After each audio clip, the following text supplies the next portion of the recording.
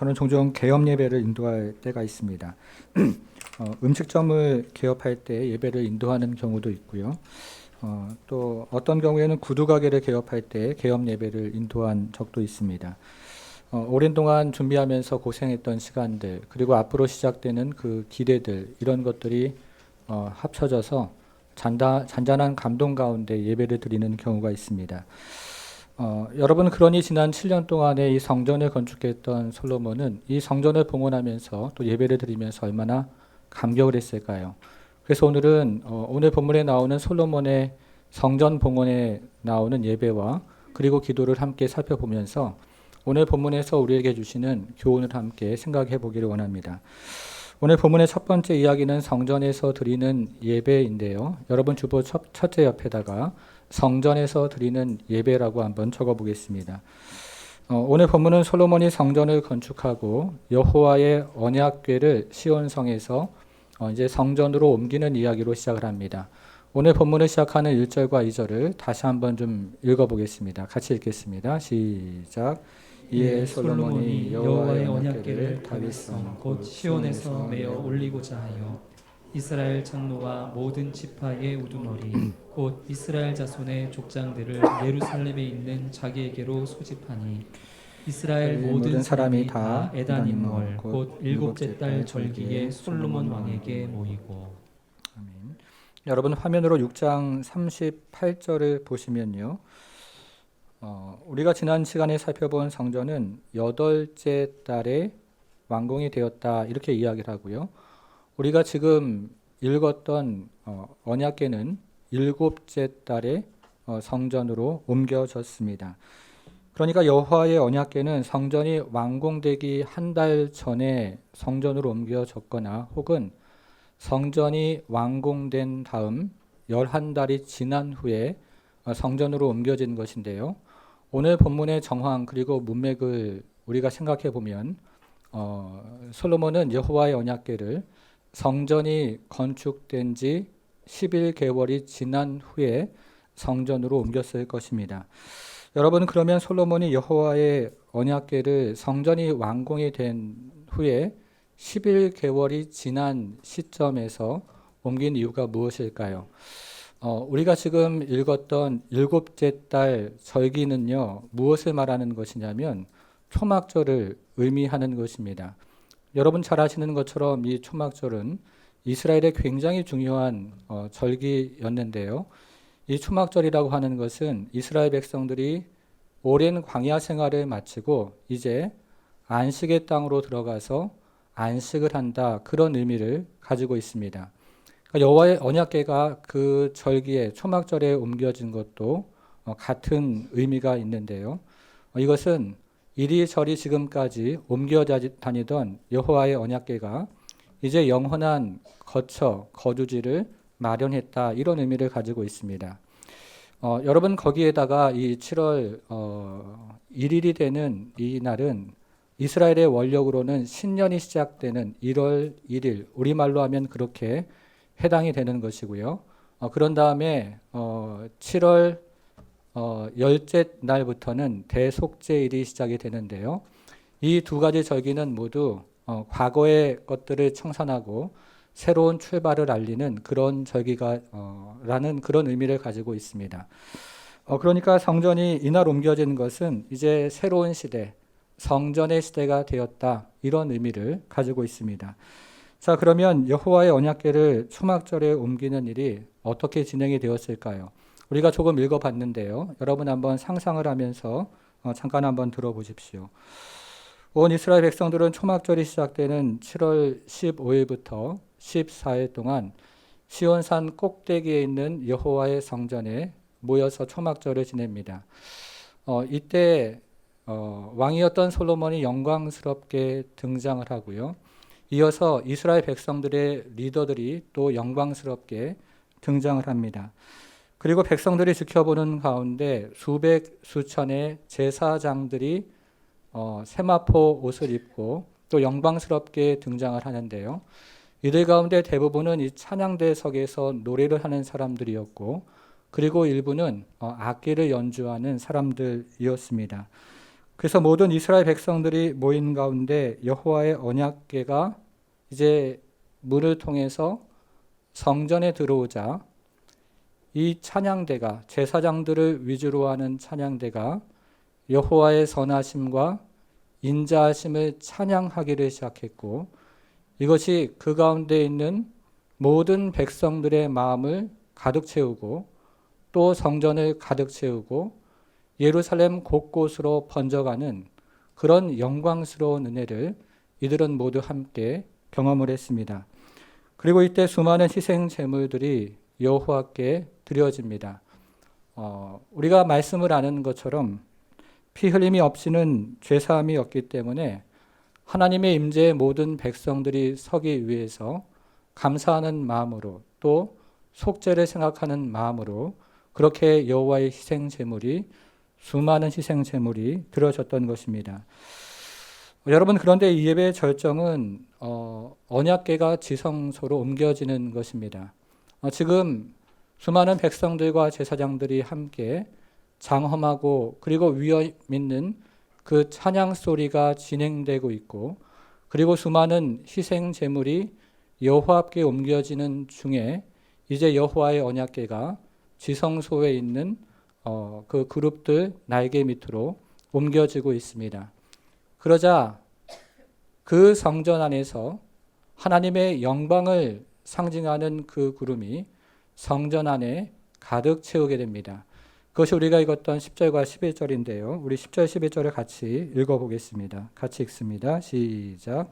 제사장이 성소에서 나올 때에 구름이 여호와의 성전에 가득하매 제사장이 그 구름으로 말미암아 능히 서서 섬기지 못하였으니 이는 여호와의 영광이 여호와의 성전에 가득함이었더라. 제사장들이 여호와의 언약궤를 지성소로 옮기자 구름이 이 성전에 가득하게 됩니다. 이 구름이 어찌나 가득했던지 제사장들이 자신의 직무를 더 이상 수행하지 못할 정도로 이 구름이 성소에 가득 채워졌던 것입니다. 그래서 그곳에 있었던 백성들은 하나님의 현현이라고 하죠. 하나님의 임재를 눈앞에서 체험했습니다.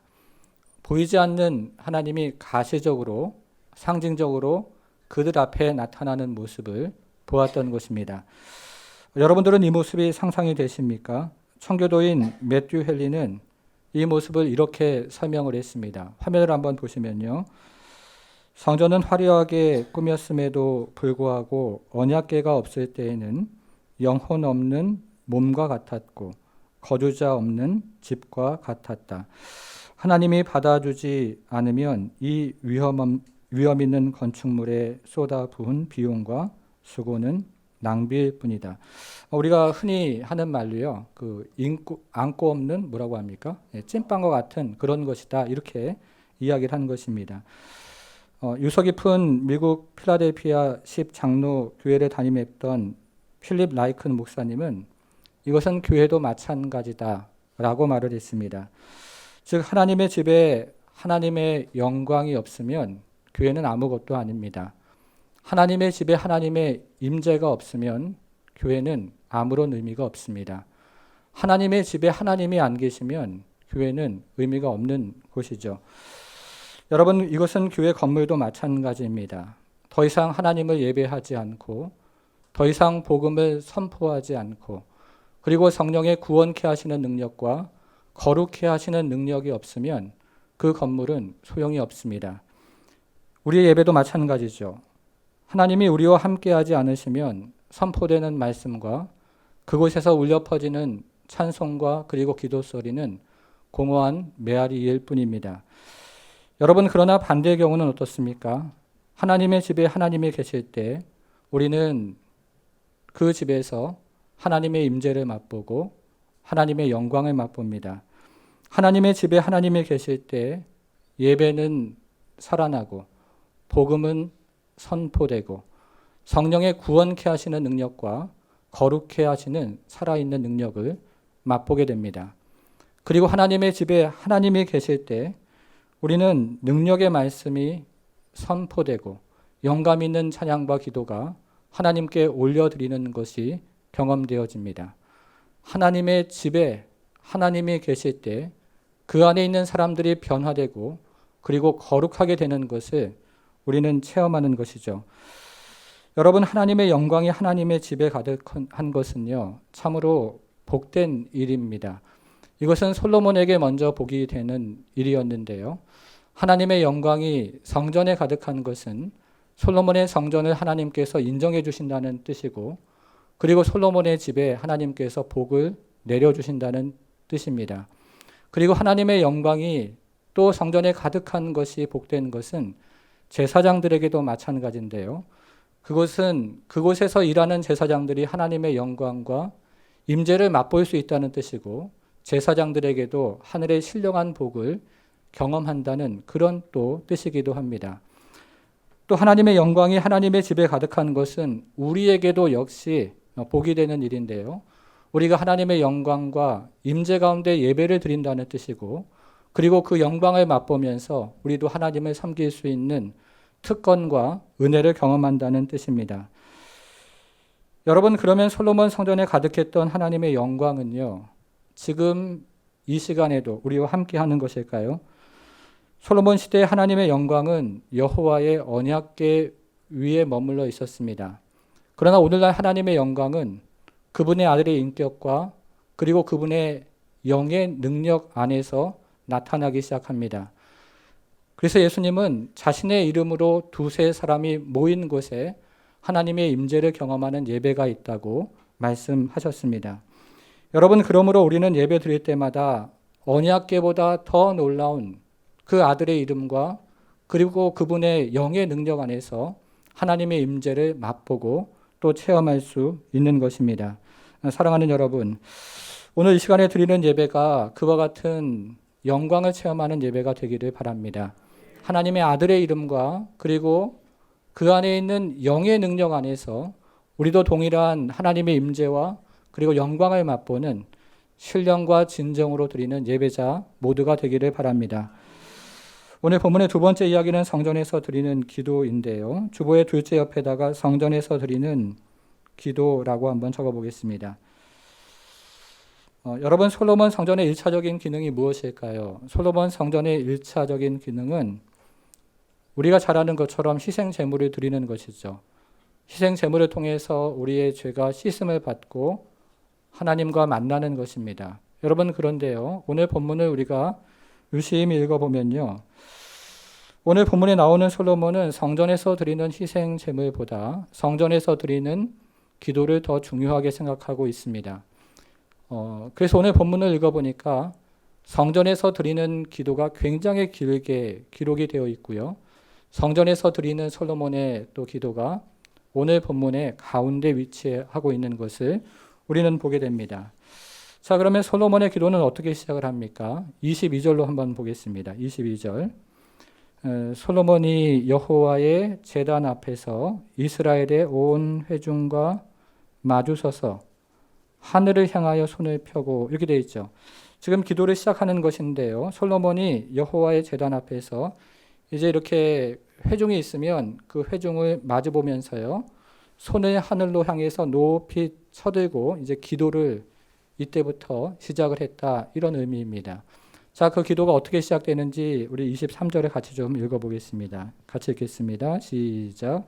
이르되 이스라엘의 하나님 여호와여, 위로 하늘과 아래로 땅에 주와 같은 신이 없나이다. 주께서는 온 마음으로 주의 앞에서 행하는 종들에게 언약을 지키시고 은혜를 베푸시나이다.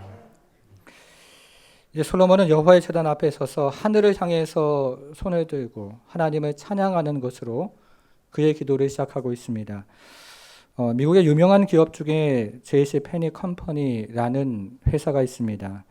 이 기업의 창립자인 제임스 페니는요, 미국의 한 침례교회 그 목사님의 아들이었습니다. 근데 이 사람이 이제 나이가 들어서 장성해서 결혼을 했는데요.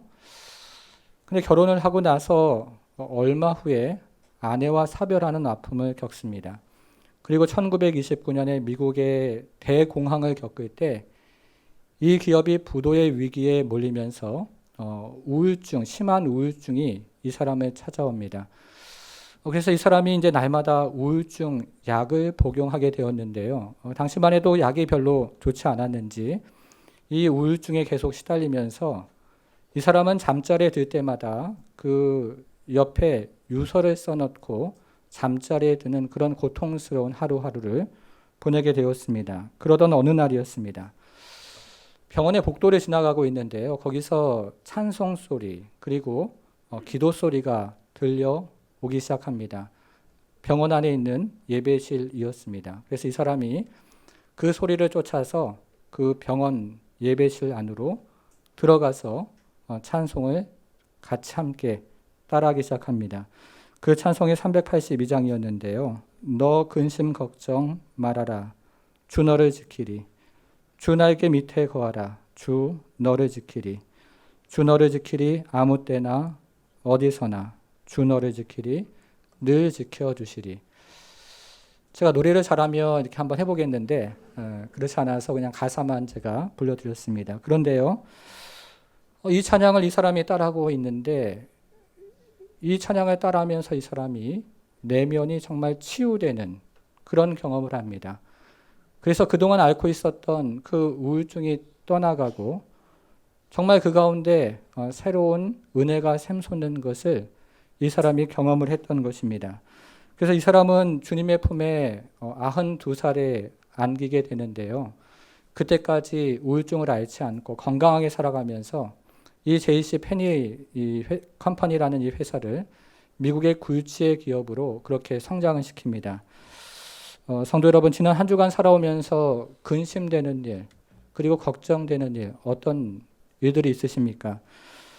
근심되는 일, 걱정되는 일이 있을 때마다 찬송을 한번 해보십시오.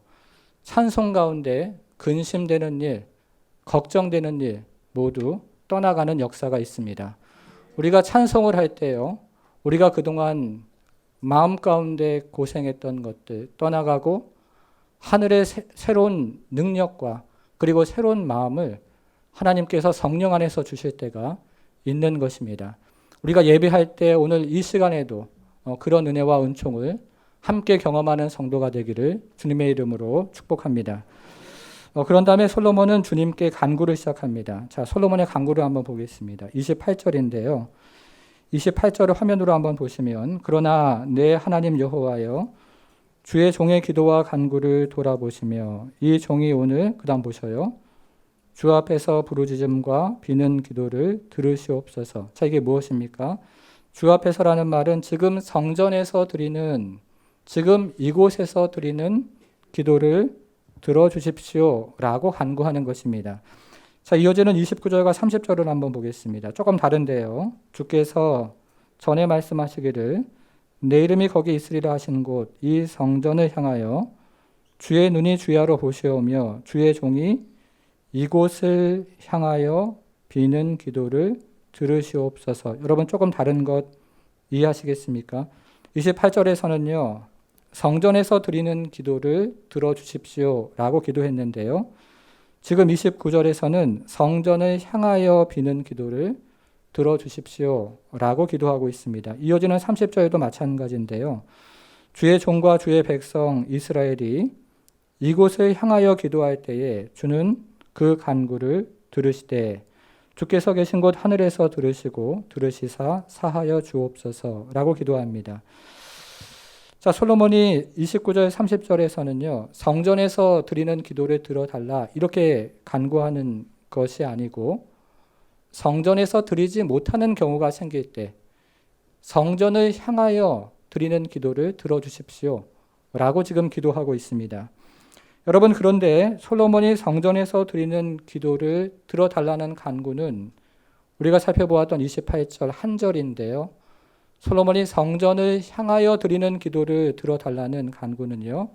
29절, 30절에 기록이 되면서 마치 성전에서 드리는 기도보다 성전에서 기도를 드리지 못하는 경우에 성전을 향하여 드리는 기도를 들어주십시오 라는 기도를 강조하는 듯한 그런 느낌을 줍니다. 이런 것입니다. 주님, 성전에서 드리는 기도를 들어주십시오. 그러나 특별히 성전에서 기도하지 못할 때 성전을 향하여 드리는 기도를 하늘에서 들으시고 그리고 응답하여 주십시오 라고 기도하고 있습니다.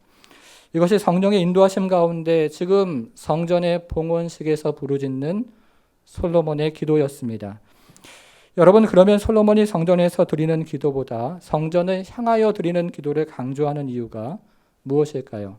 지금 우리가 살펴보았던 이 기도 후에 솔로몬의 7가지 기도가 나오는데요. 우리가 솔로몬의 7가지 기도를 좀 간단하게 생각을 해보면서 그 이유를 한번 생각을 해보겠습니다.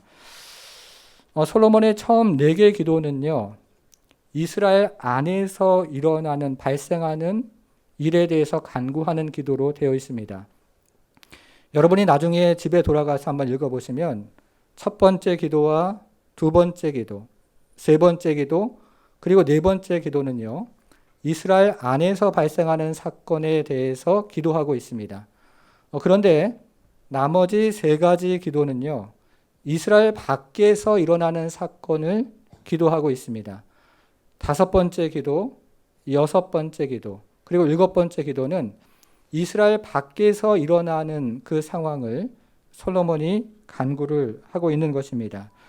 여러분, 그런데 이 솔로몬의 기도를 잘 읽어보면요, 기도가 진행이 될수록 이스라엘 백성들이 성전에서 점점 멀어지고 있구나 하는 것을 깨닫게 됩니다.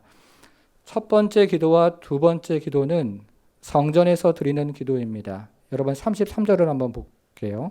화면으로 33절을 한번 보시면, 마지막을 한번 보시면요, 이 성전에서 주께 기도하며 간구할 때 들어주십시오 라고 기도합니다. 그러나 세 번째 기도, 네 번째 기도, 5번째 기도는요, 성전을 향하여 기도할 때 들어주십시오 라고 기도합니다. 자, 화면으로 42절 마지막을 한번 보시면요, 이 성전을 향하여 기도할 때 성전에서 지금 드리지 못하는 상황인 것 같아요. 그래서 성전을 향하여 기도할 때에도 하나님 들어주십시오 라고 기도합니다. 여러분, 그러나 마지막으로 가면 상황이 또 달라집니다. 자, 48절 화면으로 한번 보시면요, 48절이죠. 화면으로 한번 보시면 주께서 택하신 성읍과, 자, 택하신 성읍이 어디일까요? 예루살렘이죠. 예루살렘과 내가 주의 이름을 위하여 건축한 성전 있는 쪽을 향하여 주께 기도하거든. 여러분, 뭐가 달라진지 이해를 하시겠습니까? 성전을 향하여 기도하는 것도 아니고요, 이번에는 성전 있는 쪽을 향하여, 이것은 지금 성전이 없는 것을 가정해서 솔로몬이 성령 안에서 기도하고 있는 것입니다. 성전이 없는 상황, 포로로 끌려간 상황을 가정해서 택하신 성읍 예루살렘과 성전이 있는 쪽을 향하여 기도하더라도 그때에도 주의 백성의 기도를 들어주십시오 라고 지금 솔로몬은 기도하고 있습니다. 여러분, 그런데 참으로 놀랍게도 이 기도의 순서가 이스라엘의 역사가 됩니다. 아수르 왕 사네립이 예루살렘을 침공했을 때요, 히스기야는 성전 안으로 들어가서 옷을 찢고 배를 두르고 하나님 앞에 기도합니다. 히스기야는 성전 안으로 들어가서 사네립이 보내온 그 편지를 펼쳐놓고 여호와 하나님께 이 나라 이 민족의 살 길은 여호와 하나님께서 이 나라 이 민족을 살려주셔야만 합니다 라고 간절히 기도한 것입니다. 여러분, 그런데 다니엘은 어떻습니까? 다니엘은 바벨론 포로로 끌려가서요, 성전 있는 쪽을 향하여 기도를 합니다. 그렇죠? 그때는 성전이 이제 파괴가 되고 예루살렘이 불타면서 성전이 없었기 때문에 성전을 향하여 기도하지도 못하고 성전 있는 쪽을 향하여 다니엘은 기도를 했습니다. 이 성전은 이스라엘 역사에서 분명히 중요한 건축물입니다. 열왕기 나머지 이야기는 악한 왕들이 성전에서 드리는 예배를 훼손하고, 그리고 선한 왕들이 성전에서 드리는 예배를 회복하는 이야기이기 때문에 성전은 이스라엘 역사의 중심에 있는 아주 중요한 건축물입니다. 여러분, 그러나 솔로몬이 지금 하는 얘기는요, 하나님은 성전에 제한을 받지 않으신다는 거예요. 성전 안에만 계신 분이 아니라는 것입니다. 성전을 의지하는 분이 아니라는 겁니다. 그래서 하나님은 그의 백성들이 바벨론 포로로 끌려갔을 때에도 그곳에서 하나님께서 그의 백성들의 기도를 들으시는 분이라고 이야기합니다. 성전이 없더라도 하나님은 그의 백성들의 기도를 들으시는 분인 것입니다. 여러분, 그래서 오늘 본문의 핵심은 33절, 32절에 있는데요. 32절을 한번 보겠습니다. 화면으로 32절 보셔도 좋고요. 여러분 성경에 있는 32절을 보셔도 되겠습니다. 주는 하늘에서 들으시고, 거기 표시를 한번 해보겠습니다. 굉장히 중요한 말인데요. 여러분, 누가 들으신다고요? 주님께서 들으십니다. 어디에서 들으십니까? 하늘에서. 주님께서는 하늘에서 무엇을 하신다고요? 들으십니다. 성도들의 기도를 들으신다고요. 주님께서는 들어주세요. 주님은 하늘에서 성도들의 기도를 들으십니다. 여러분 믿으십니까? 그런데 이 말씀이 어찌나 중요한지 솔로몬의 첫 번째 기도에도 주는 하늘에서 들으시고 나오고요. 솔로몬의 두 번째 기도에도 주는 하늘에서 들으시고 나오고요. 세 번째 기도에도 나오고 네 번째 기도에도 나옵니다. 성전 밖에서 드리는 다섯 번째 기도에도 주는 하늘에서 들으시고, 여섯 번째 기도에도 주는 하늘에서 들으시고, 일곱 번째 기도에도 주는 하늘에서 들으시고, 계속 반복이 됩니다. 여러분, 우리 하나님은요, 성도들의 기도를 들으시는 하나님이십니다. 성도들의 기도를 하늘에서 들으시는 하나님이십니다. 억울한 재판을 당한 성도들의 기도, 우리 하나님께서 들으셔요. 나라가 전쟁으로 휘청거릴 때에도 하나님은 성도들의 기도를 들으십니다. 하늘이 닫히고 비가 내리지 않아도 바로 그때 성도들이 하는 기도를 우리 하나님은 들으십니다. 그리고 기근으로, 그리고 전염병으로 고통이 받을 때에도 그때 성도들이 하는 기도도 우리 하나님은 들으십니다. 여러분 믿으십니까?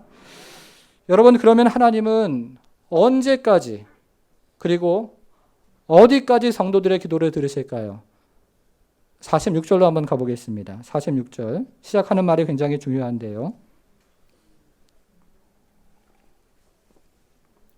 범죄하지 아니하는 사람이 없사오니 그들이 주께 범죄함으로 주께서 그들에게 진노하사 그들을 적국에게 넘기심에 적국이 그들을 사로잡아 원근을 막론하고 적국의 땅으로 끌려간 후에, 이게 무슨 말입니까?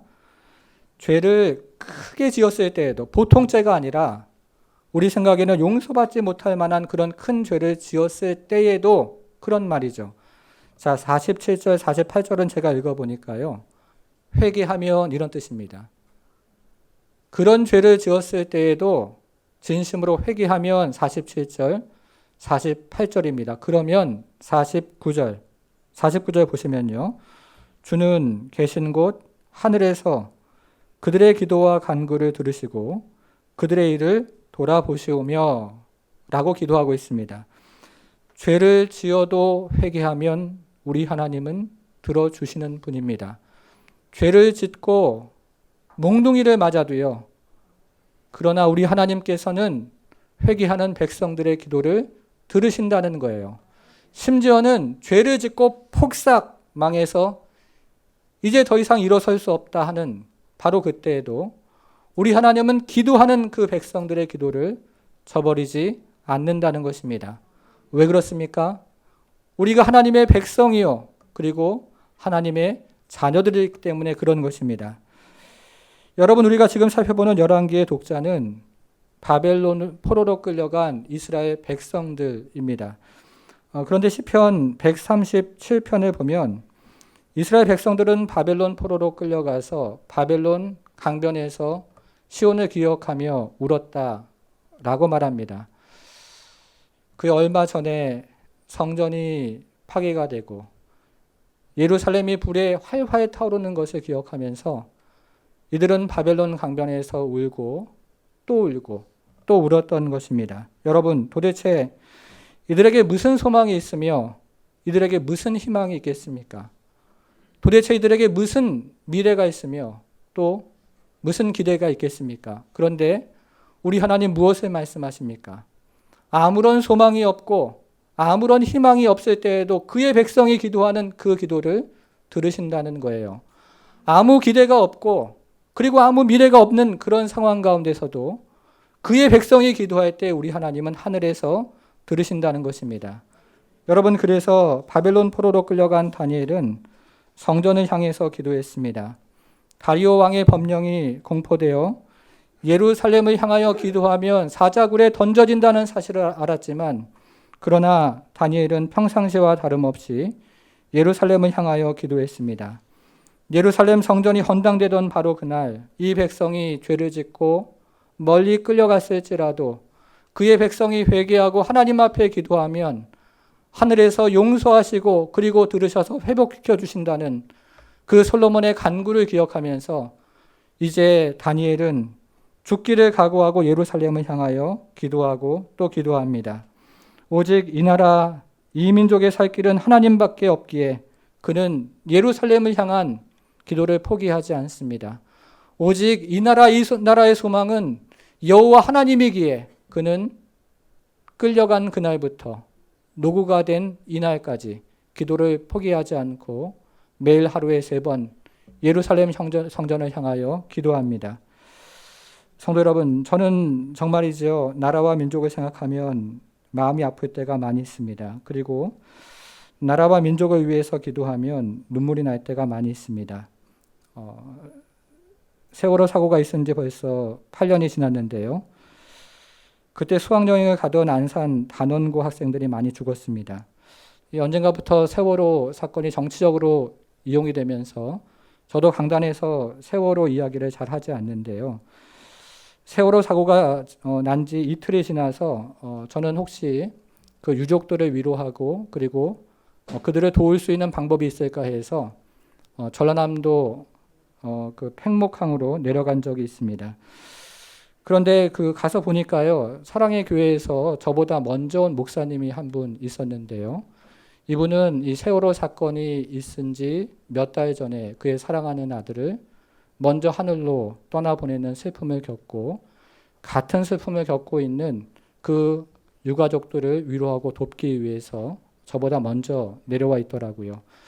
그리고 사랑의 교회 청년이 또 저보다 먼저 한 명이 내려온 것을 보았는데요. 이 청년은 햄버거 가게를 하고 있는 청년이었는데요.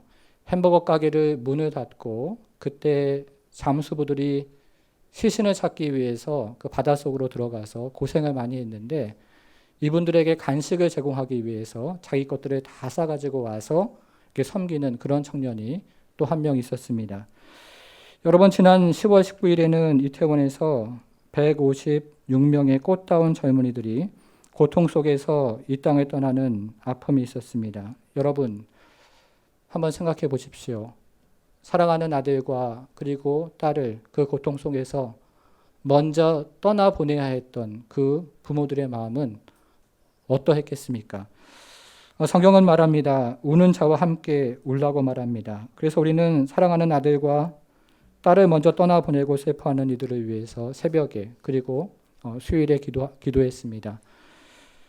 그리고 이로 인해서 변질되어 있는 할로윈 축제가 건전하고 거룩한 축제로 변하길 기도하고 있습니다. 사랑하는 여러분, 이 나라 이 민족은 참으로 아픔이 많습니다. 그러나 오늘 성경은 우리에게 무엇을 말합니까? 하나님께서 성도들의 기도를 들으신다는 거예요.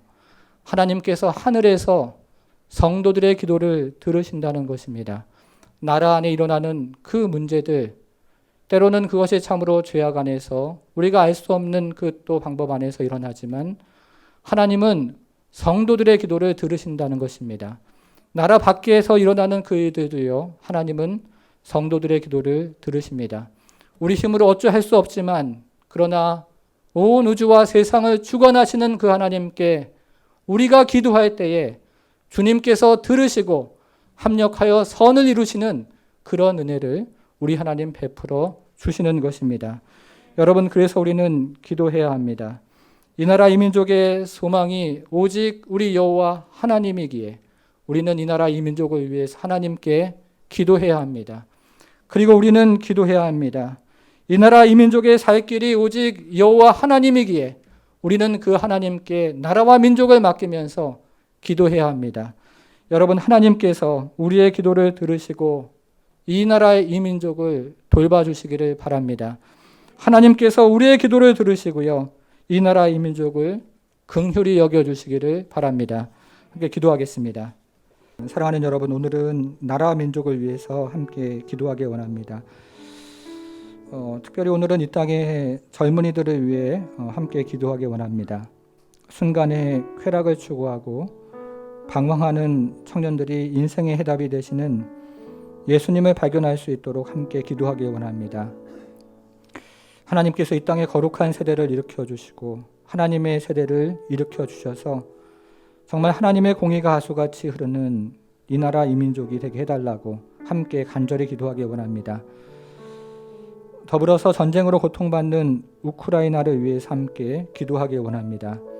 전쟁으로 집과 놀이터와 학교와 삶의 터전을 잃은 그 땅의 백성들을 긍휼히 여겨주시고 하루속히 전쟁이 그치기 위해서 함께 기도해 주셨으면 좋겠습니다. 특별히 우크라이나에 있는 교회와 성도들을 하나님 축복하셔서 그들을 통해서 하늘의 위로와 평화가 그 땅 가운데 퍼져나가기를 위해서 함께 기도합시다. 오늘 말씀을 기억하면서 드린 기도 제목을 기억하면서 우리가 잠시 함께 기도하겠습니다. 하나님 아버지 우리에게 주시는 이 말씀을 기억하며 주 앞에 나아가며 주 앞에 하나님 기도합니다. 주님께서 은혜를 더하여 주시옵소서.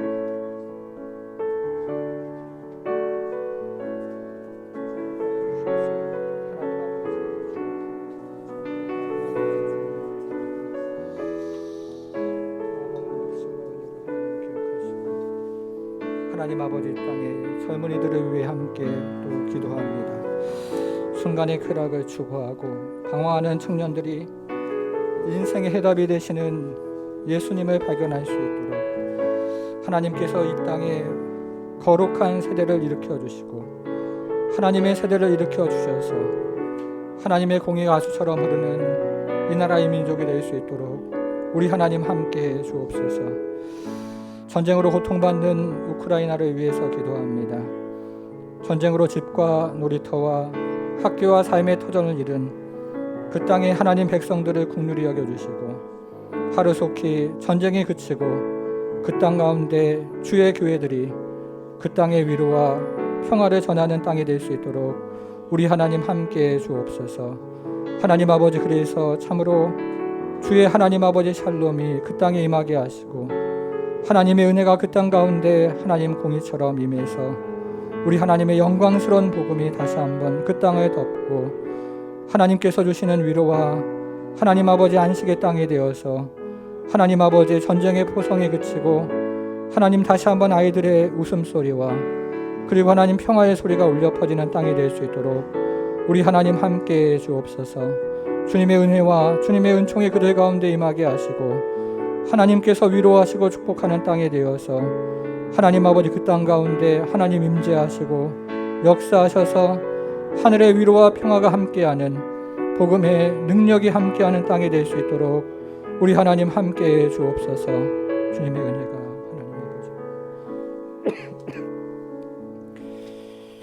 하나님 아버지 땅의 젊은이들을 위해 우리가 기도했습니다. 순간의 쾌락을 추구하고 방황하는 수많은 청년들이 인생의 해답이 되시는 예수님을 발견할 수 있는 은혜의 세대가 될 수 있도록 하나님께서 이 땅의 젊은이들을 기억하셔서 거룩한 세대, 하나님의 세대가 일어날 수 있도록 우리 하나님 역사해 주옵소서.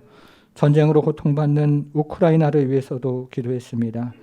하나님 아버지, 전쟁으로 집과 놀이터와 학교와 삶의 터전을 잃어버린 하나님 아버지 자녀 세대들을 기억하시고 또 하나님 장년 세대들을 주님께서 기억하셔서 그들을 긍휼히 여겨주시고 불쌍히 여겨주셔서 하루속히 전쟁이 그칠 수 있도록 우리 하나님 함께해 주옵소서.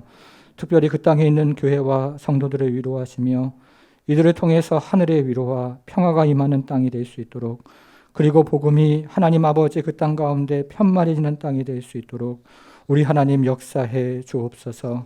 감사드리며 예수님의 이름으로 기도하옵나이다. 아멘.